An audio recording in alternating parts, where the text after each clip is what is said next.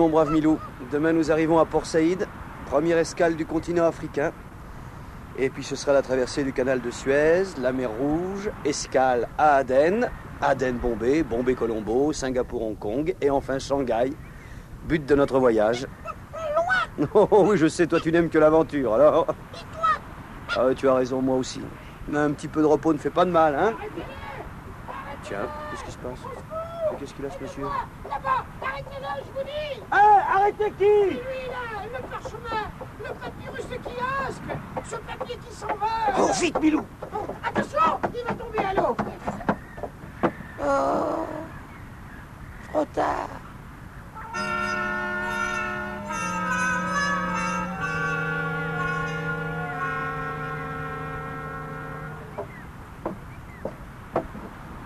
Pas trace de ce curieux petit homme qui courait après le...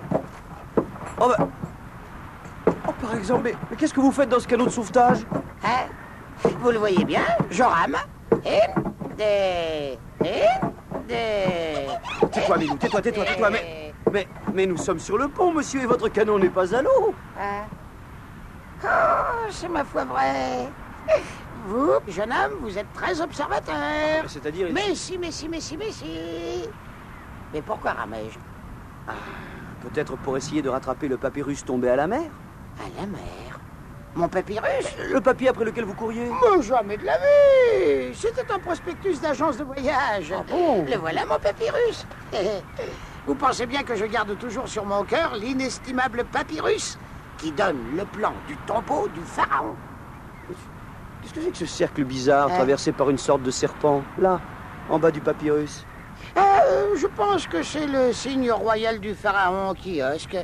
28e dynastie, vous connaissez? Pas personnellement. C'était un homme remarquable. Malheureusement, tous les savants qui ont entrepris de retrouver sa sépulture ont disparu mystérieusement. Mais moi, professeur Philémon Cyclone, je serai le premier égyptologue à mettre à jour ce monument funéraire. Et si ça vous intéresse...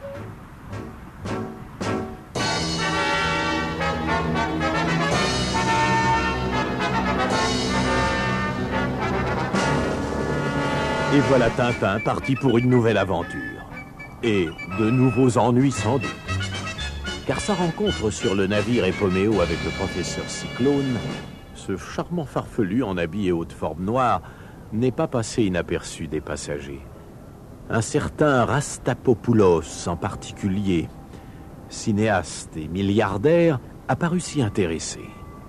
À l'arrivée du bateau à Port Saïd, 2 policiers, les Dupont, accuse Tintin de trafic de stupéfiants, et c'est par miracle qu'il arrive à s'évader. Nous le retrouvons avec Milou et le professeur Cyclone dans les dunes de sable des environs du Caire. Avec leurs mains, à l'endroit précis indiqué par le papyrus, ils creusent. Oh! Qu'est-ce que je vous disais? C'est lui! C'est le tombeau! Oh, noble pharaon, me voici! Oh, quelle gloire pour moi! Le nom de Philémon Cyclone assurait désormais de l'immortalité. Allez, grattons! Qu'est-ce qu'il y a, Milou? Un cigare. Oui. Un cigare par terre, au milieu des dunes. Mais, sa perlipopette, Florfina, et le signe du pharaon sur la bague. Oui, drôle. Ah oui. Monsieur Philémon! Monsieur Philémon! Disparu. Voilà son haut de forme noire sur le tombeau déterré. Regarde. Cette lucarne entrouverte sur le côté du tombeau. Et elle a la forme du signe de kiosque. Attention. Oui. Oui, entrons, Milou, mais soyons prudents.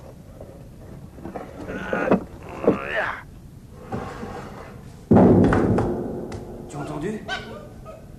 Le tombeau s'est refermé sur nous, Milou. Nous voilà prisonniers du pharaon. Eh, regarde ces sarcophages debout contre le mur. Mais ils sont numérotés. Roglyphe, égyptologue. Jacobini, égyptologue. Trentin, égyptologue. Ah, mais les voilà, tous les savants qui ont violé la sépulture du pharaon kiosque. Les malheureux. Ils ont payé cher leur découverte. Qu'est-ce qu'il y a? 3 sarcophages vides. Numéro 20, professeur Cyclone. Le petit là, numéro 20 bis, Milou. Numéro 21, Tintin. Ah non! Non, ça se passera pas comme ça. Je ne me laisserai pas momifier, moi. Allez, il faut sortir d'ici à tout prix. Viens, Milou, viens! Oh! Qu'est-ce que c'est que ces caisses? Oui. Elles sont pleines de cigares. Absolument identiques au premier que j'ai ramassé. Je me demande si ce n'est pas à l'intérieur de ces cigares que je vais trouver la clé de l'énigme. Oh, quelle odeur! Mais c'est un narcotique. Oh, ma tête! Oh, je ne veux pas, non! Oh!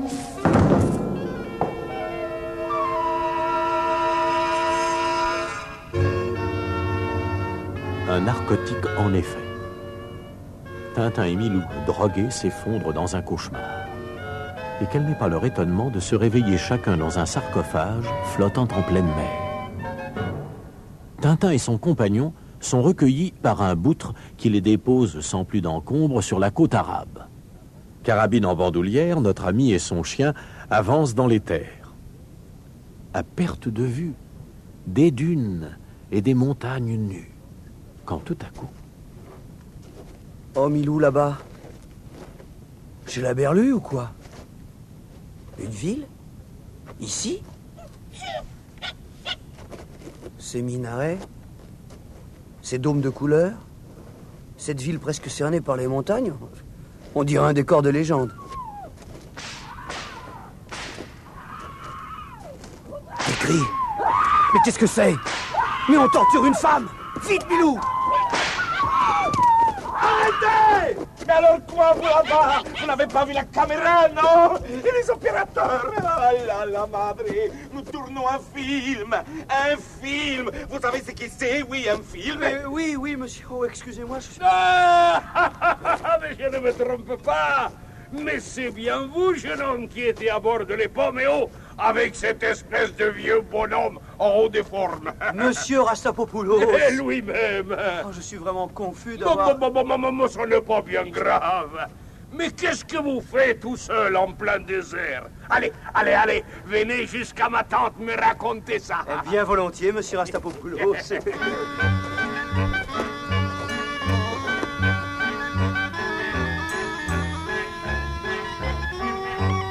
Et Tintin raconte son aventure au milliardaire. Cependant que quelque part, en mer Rouge, à l'avant d'un bateau... Alors, Dupont? Alors, on nous prend pour des girouettes, mon cher Dupont. Que veux-tu dire? Que dois-je comprendre? Les nouveaux ordres sont formels. Primo, abandonner la piste Tintin. Deuxio, s'occuper du trafic d'armes sur les côtes d'Arabie. Alors, aux armes, Dupont? Je dirais même plus, aux armes, Dupont, et sus aux trafiquants.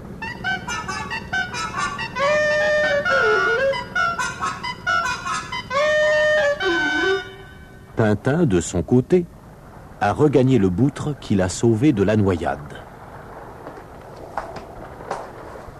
C'est curieux, le bateau a l'air abandonné. Mais viens ici, Milou, viens. Mais qu'est-ce que tu vas faire sous cette bâche? Allons, viens là. Oh, par exemple, des mitrailleuses.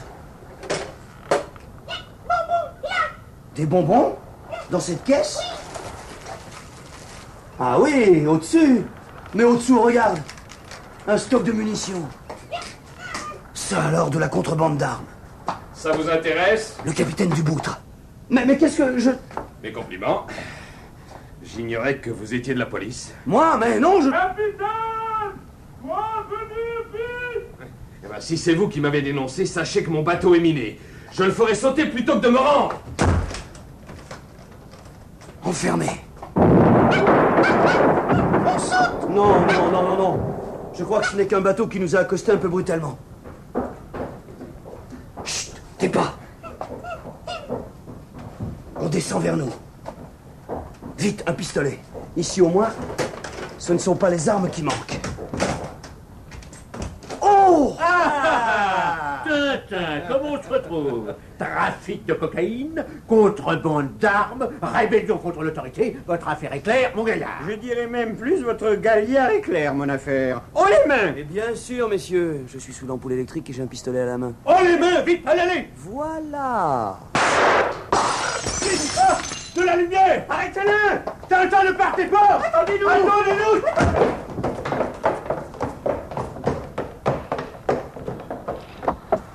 Ah, sauvé. Arrêtez, Tintin! Tintin, arrêtez! Ah, son pied s'est pris dans le cordage. Vite, remonte-le du pont. Oui.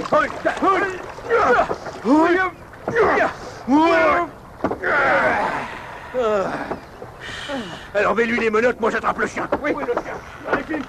Ici le chien. Ici le chien. Ici le chien. Ah. Ici le chien, au nom de la loi, je vous arrête. Tiens, sauf qu'il peut. Le chien a fait tomber une grenade. Hein? Le bateau va sauter. Vite du pont. La passerelle en avant toute.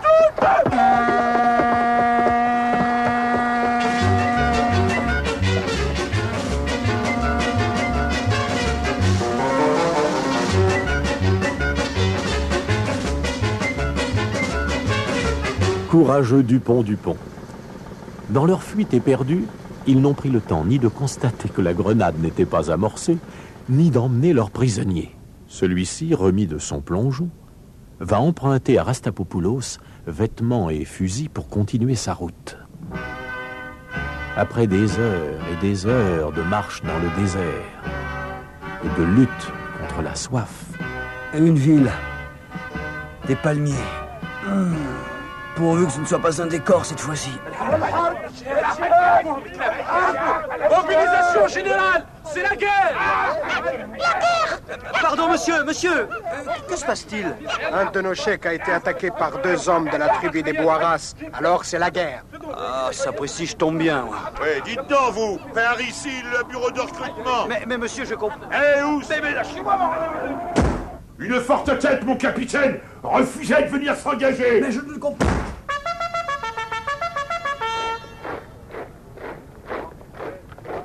Dressez-moi mes gaillards. 1, 2, 1, 2, 1, 2, 1, 2, halte! Demain, marche d'entraînement 60 km. Marche!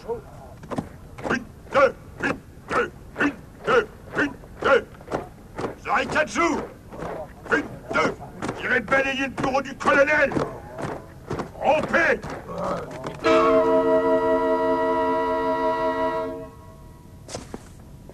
Ça alors? Venir jusqu'ici pour balayer le bureau du colonel?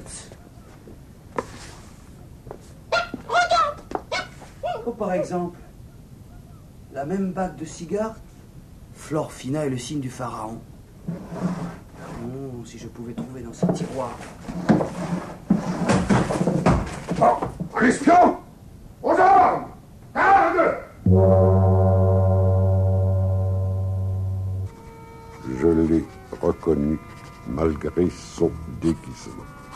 Sachant, vénéré maître, le prix que vous attachez à sa disparition, j'ai veillé à ce qu'il soit condamné à mort. L'exécution a eu lieu ce matin.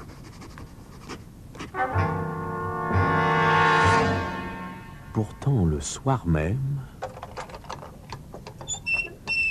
Entrez, vite! Oh, mesdames, jamais je n'oublierai ce que vous avez fait pour moi. Un peu avant l'exécution, le caporal m'a dit que les fusils seraient chargés à blanc. Vous vous êtes laissé tomber au moment de la salve. Vous avez fait le mort et vous vous êtes laissé enterrer. Oui, jusqu'à ce que vous veniez me déterrer. Oh, mesdames, mais qui êtes-vous, vous qui m'avez sauvé la vie? Qui nous sommes? Regarde! Les Dupont. Les Dupont! Nous avons reçu l'ordre d'arrêter vivant Tintin, trafiquant d'armes. Tintin, trafiquant le stupéfiant. Et un ordre, c'est un ordre. Par ici! Par ici!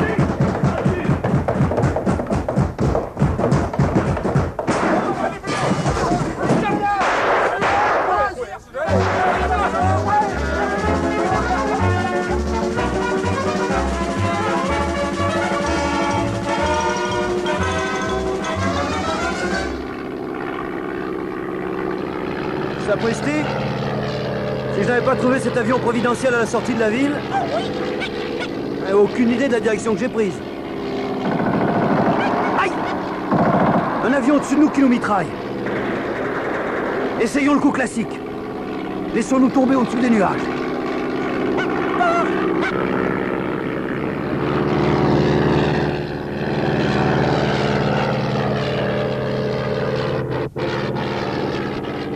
Et plus d'essence. C'est la jungle en bas. Milou, attention à la secousse.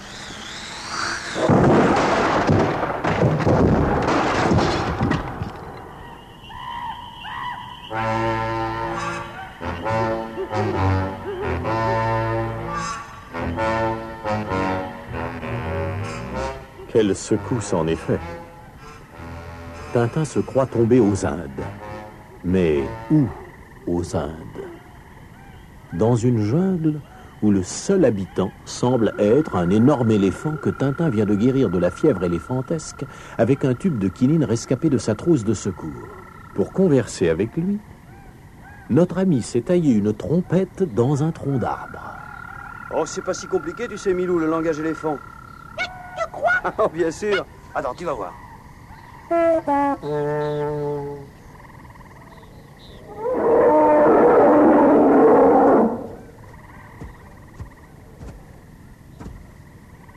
Il arrive! Il a compris! Je sais parler éléphant! Youpi! Regarde, je vais lui dire que nous allons faire un tour.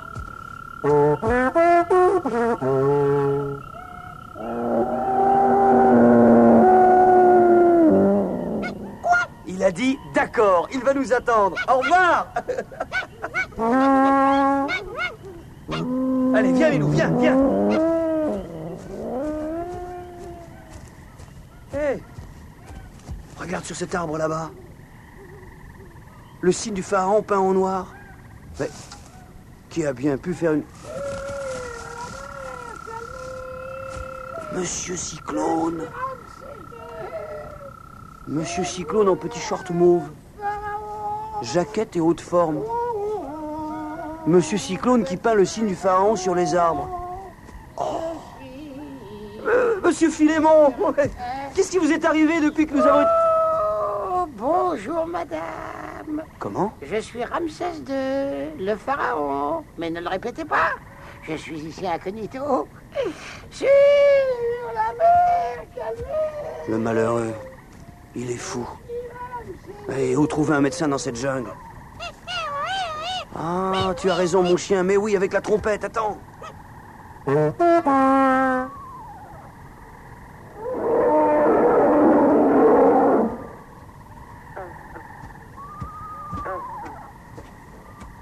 Le voilà!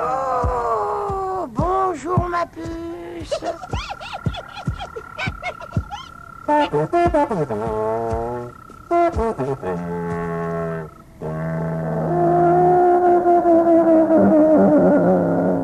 Allez, allez, venez, monsieur Philémon, venez. Mon ami accepte de nous emmener quelque part où il y a des hommes blancs.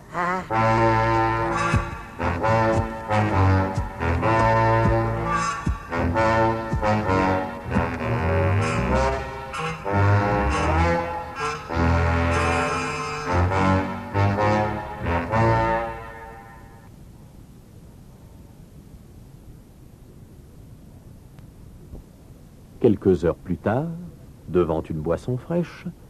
Et voilà toute l'histoire, docteur.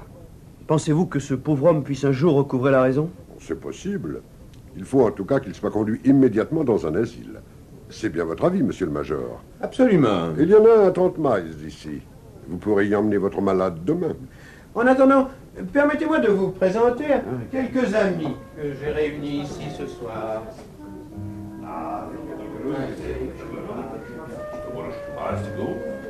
Notre sympathique pasteur, Mr. Peacock. Enchanté.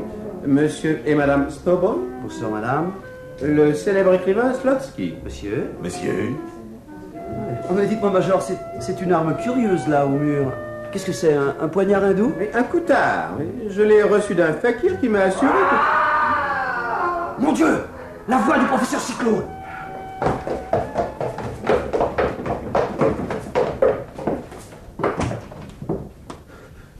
Personne. Il a dû sortir par la fenêtre.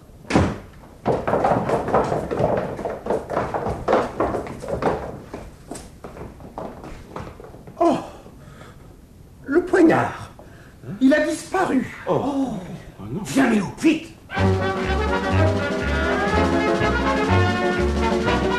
Et Tintin s'élance à travers la jungle. Il court, quand tout à coup... Reste là, mon petit bonhomme. Et voilà. Donne-moi ce poignard. Mon poignard. Je veux mon poignard. Vous allez d'abord me dire pourquoi vous avez voulu me tuer. Mais ce n'est pas moi, ce sont les yeux. Les yeux? Oui. Non, mes yeux ne te verront plus. Non, mes yeux ne te verront plus. Les yeux. Moi, je vais le suivre à distance. Je l'apprendrai peut-être davantage. Ne te verront plus. Non, mes yeux ne te verront. Ah! Les yeux. Eh bien, Tintin est mort? Un fakir. Non. Non, il n'a pas voulu se laisser tuer. Incapable. C'est bon. J'emploierai l'homme qui écrit. Je n'aurai pas besoin de l'hypnotiser, lui. L'homme qui écrit. Ce ne peut être que Slotsky. Tiens.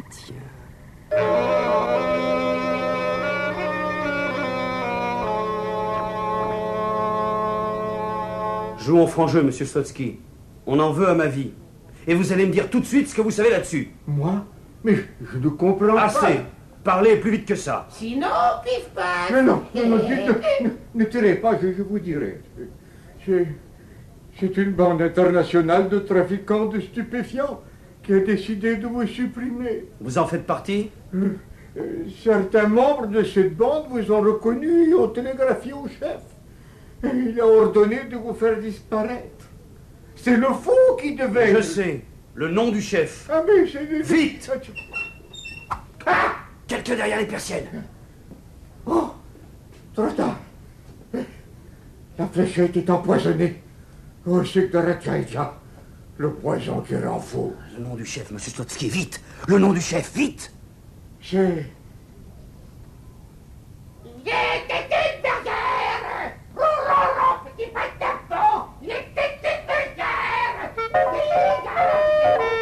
Trop tard.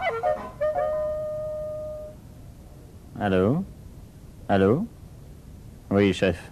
Ils partent pour l'asile. Tintin les accompagne avec soi-disant une lettre de recommandation du docteur Finet. Une lettre que j'ai remplacée par une autre en imitant l'écriture du docteur. Elle dit que c'est Tintin lui-même qui est fou. Je crois que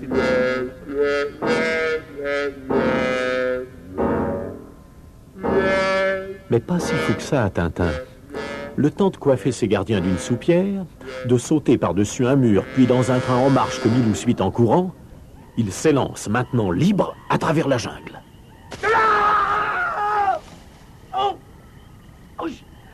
Je me suis pris le pied dans un piège à faux. Je vais mourir là, pendu par une jambe à un arbre. Oh là. Au secours! Au secours!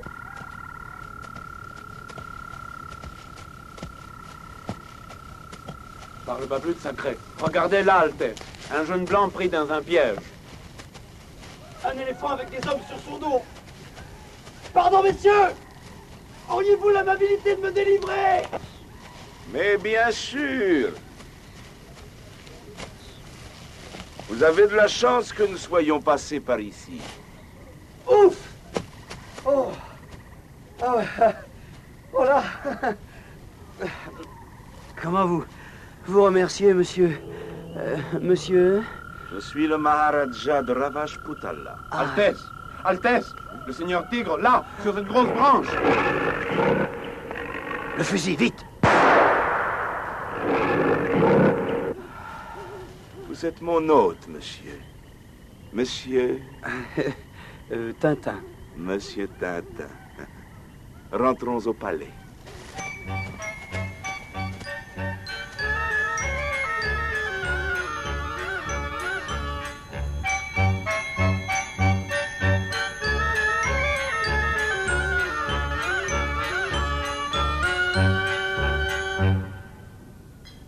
À votre santé, monsieur Tintin. À votre santé, Altesse. Par Brahma, cette musique. Personne. C'est affreux. Comment vous dire? Mon père et mon frère sont subitement devenus fous. Et chaque fois, cette diabolique musique s'est fait entendre juste avant. Devenu fou? Cette fois, j'en suis sûr, c'est à moi que s'adresse ce terrible avertissement. Le poison qui rend fou. Les fléchettes?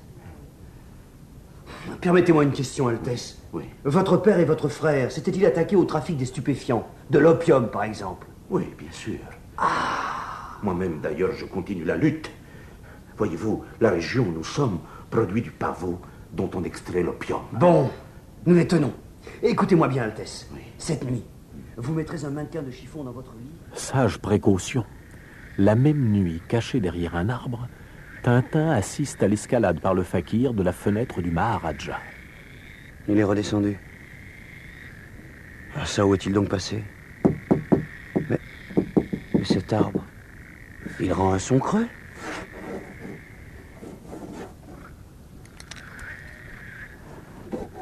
Oh, le mécanisme d'ouverture. Voilà. Un puits. Allez, hop.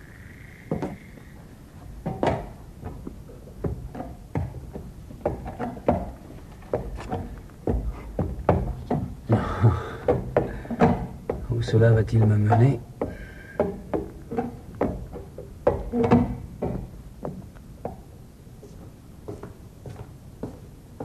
Oh, là-bas. Une longue cagoule violette avec le signe du pharaon sur la poitrine.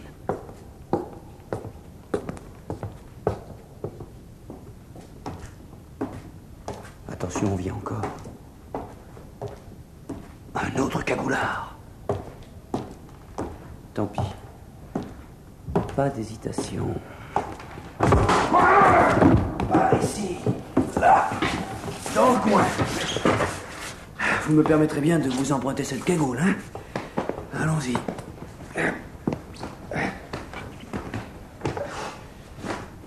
Et voilà. Le parfait anonymat.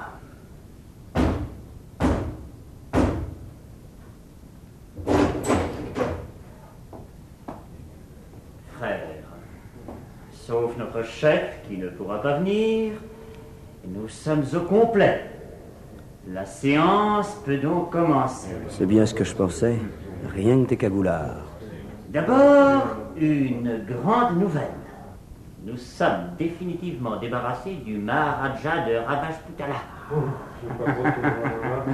À l'heure qu'il est, il a perdu la raison. Voir. Plus rien ne s'oppose donc à ce que... Allô? Quoi? Un instant. Frère, la situation est grave. Notre quartier général du Caire vient d'être découvert. Seul notre chef a pu s'enfuir. Il arrive par avion. Allô? Comment? On vient de vous amener quoi? Un de vos frères, évanoui. Mais nous sommes pourtant 7. Frère, il y a un traître parmi nous. Puisque notre loi nous interdit de nous montrer le visage découvert, je vais passer dans la pièce voisine et vous viendrez l'un après l'autre me dire le mot de passe. Celui qui ne pourra pas le donner sera mis à mort immédiatement.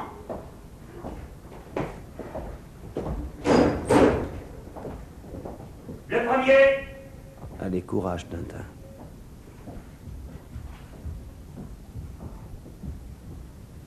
Ah! Et voilà. Voilà toujours le chef hors de combat. Noblesse oblige. Suivant. Encore un. Suivant. Et un autre qui va dormir un petit peu. Plus que 3. Suivant. Oui. Suivant. Oh. Suivant. Et voilà. Ouf. Et de 6. Bon. Eh bien maintenant, voyons le visage de tous ces cocos. Le fakir, oui. Un japonais, monsieur et madame Snowball, le colonel qui m'a condamné à mort, et le conseiller du Maharaja. Oh, c'est inouï. Oh, c'est pas possible. Oh, les mains. Les Dupont, mon chien. Enfin, je te retrouve, oh, mon Milou. Alors. Nous l'avons retrouvé à la gare d'Arbouja, il suivait la voie. Et nous l'avons filé sur votre trace. Le flair d'un chien est presque aussi sûr que celui de la police. Allons, allons. Mais vous ne m'arrêtez plus, messieurs? Ah non. Vous êtes innocent. Ah bon? Oui, ça vous fait plaisir, ah, non? Je comprends, oui. Nous l'avons appris par un coup de téléphone de la police égyptienne. Oui. Elle a découvert que le tombeau du kiosque servait de repère à une borne internationale de trafiquants de drogue. La police du Caire a découvert aussi une liste noire avec le nom du Maharaja de Ravachputala. Et le vôtre. Je dirais même plus, le vôtre et celui du Maharaja de Ravachputala, c'est ça. Oui. Quant à ces 5 bandits, là, derrière... 5? 5. Oui. Le fakir. Le fakir.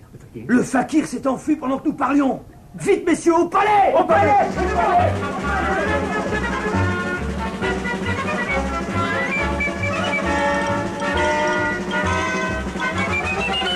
Au secours! Saïd! Au secours! On a enlevé le fils du Maharaja. 2 hommes en auto viennent de s'enfuir. Au garage du palais, vite!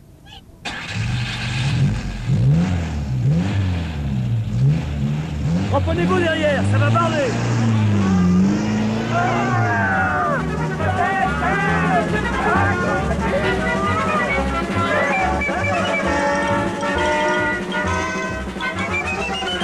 Cette fumée derrière le virage! Ah, le malheureux. Ils auront dérapé dans le virage. Votre idée était bonne, grand maître. Dès qu'il descendra voir la voiture en flammes, nous sauterons dans la sienne et nous filerons. Le gosse est bien bâillonné. Oui, il ne peut pas crier. Ah, chut! Il ne descend pas. Il va retourner au palais et nous serons sans voiture. Oh, pas de ça, mon gaillard. Oh, les gredins! Ah, j'ai bien fait de me méfier. Hé, tiens-le en respect. J'emmène le gosse un peu plus loin. Sapristi, et où est-il? Je ne le vois plus. Oh, les mains, bandits! Mais... Attention! Et d'un. L'autre a dû filer plus haut avec le fils du Maharaja. Méfions-nous, hein. Ces éboulements ne sont peut-être pas fortuits. Qu'est-ce que je vous disais? Et de 2. Nous avons une chance, Milou, que ces messieurs n'ont pas eu. Je me demande qui était l'autre. Je n'ai aperçu qu'une gabardine verte et un chapeau mou quand il est tombé. Il a emporté son secret dans la mort. Bon, voilà le fils du Maharaja. Ligoté et bâillonné, mais sain et sauf. Allez, détachons-le et vite au palais.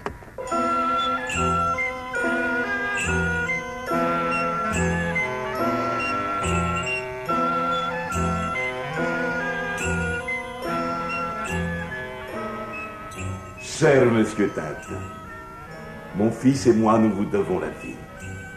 Comment vous remercier? Oh, Altesse. Un cigare?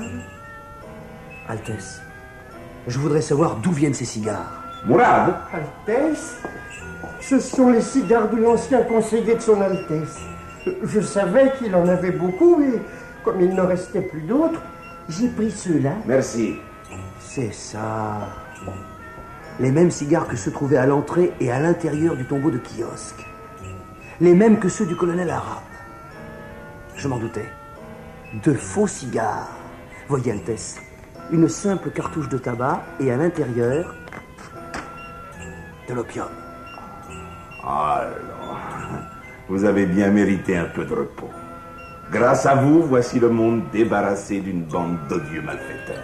Puissiez-vous dire vrai, Altesse. Seul l'avenir nous l'apprendra.